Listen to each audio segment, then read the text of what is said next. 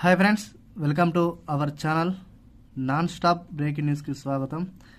తెలంగాణలో పెన్షన్ల గురించి ఒక కీలకమైన అప్డేట్ అయితే రావడం జరిగింది. అయితే ఈ ఇన్ఫర్మేషన్ అనేది మనకు మార్నింగే న్యూస్ పత్రికలో రావడం జరిగింది.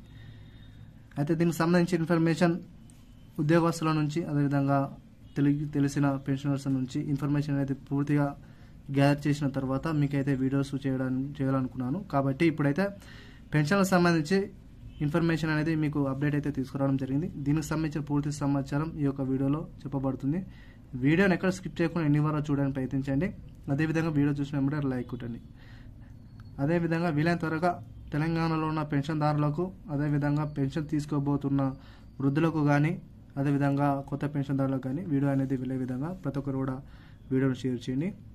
ఇక తెలంగాణలో రానున్న రోజులలో పెన్షన్లకు సంబంధించి కొత్త అప్డేట్ అనేది, కొత్త యాప్స్ అనేది ప్రభుత్వం అయితే తీసుకురావడానికి ప్రయత్నిస్తుంది. అయితే ముందుగా దీనికి సంబంధించిన ఇన్ఫర్మేషన్ అయితే తెలుసుకోవడానికి ప్రయత్నిద్దాము. పెరిగిన పెన్షన్లు తీసుకునే వృద్ధులకు గొప్ప శుభవార్త, వేలిముద్రలకు చెక్.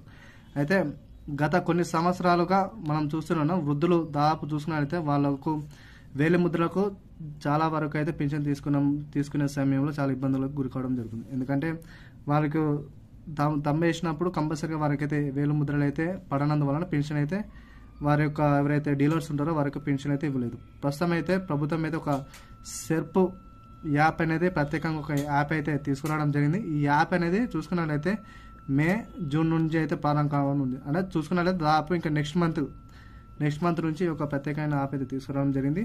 అయితే ఈ యాప్ ప్రత్యేకత ఏంటిదంటే ఫేషియస్ రికగ్నిషన్ కింద, అంటే మనకు ఫేస్ చూపిస్తే ఇంతకుముందుకేమో వేలిముద్రలు వేస్తే మనకు పెన్షన్ ఎలాగిస్తారో, ఇక మీదట మన ఫేస్ చూపిస్తే, అంటే వృద్ధులు వారి యొక్క ఫేస్ చూపిస్తే పెన్షన్ ఇచ్చే విధంగా ప్రభుత్వం అయితే ఒక వెసులుబాటు అయితే కల్పించడం జరిగింది. దీని ద్వారా చాలా మంది వృద్ధులకు పెన్షన్ తీసుకోవడంలో చాలా సులభంగా ఉండనుంది. కాబట్టి దీనికే ప్రభుత్వం అయితే పరామర్శలు అయితే కురపడం జరుగుతుంది. అదేవిధంగా దీని ద్వారా దాదాపు 42.96 లక్షల మందికి అయితే ఈ యొక్క పెన్షన్లు అనేది బదిలీ చేయాలని కూడా పేర్కొనడం జరిగింది. ఇలా చూసుకున్నట్లయితే వృద్ధులకు 4,016 రూపాయలు, అదేవిధంగా వికలాంగులకు 2,016 రూపాయలు అవసరం పెన్షన్ అనేటివి గతంలో ఏదైతే కేసీఆర్ హయాంలో ఇచ్చిన పెన్షన్లు, అదే మాదిరిగా రేవంత్ రెడ్డి సర్కార్ పెన్షన్ ఏవైతే ఉన్నాయో వాటిపై కూడా తుది నిర్ణయం తీసుకుని ఆఫ్టర్ నెక్స్ట్ మంత్ తర్వాత వీటిపై నిర్ణయం తీసుకున్న తర్వాత ఇది అమలైనాక కొత్త పెన్షన్ అనేది ఇచ్చే విధంగా ప్రభుత్వం అయితే సన్నాహాలు చేయడం జరుగుతుంది. ఈ ఫేస్ రికగ్నిషన్ విధానం అనేది చాలా వరకు చాలా బెటర్ అని చెప్పుకోవాలి. ఎందుకంటే చాలా మంది వృద్ధులు అయితే